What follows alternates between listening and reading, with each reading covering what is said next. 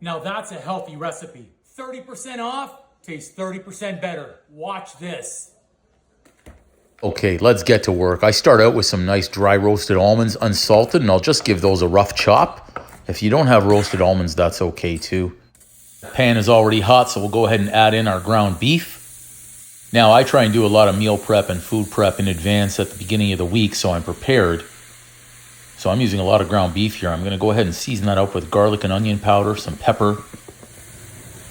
And then I call these the 3C mixture: coriander, cumin, and cinnamon. What a great spice mixture and combination, especially with those roasted almonds. Do me a favor as well, go ahead and hit that subscribe button so you can see more great, easy recipes just like this.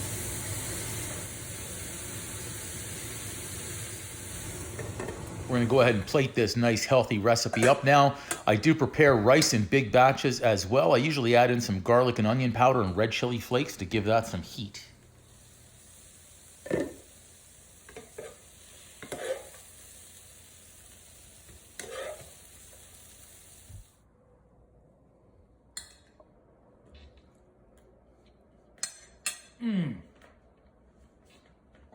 Oh yeah.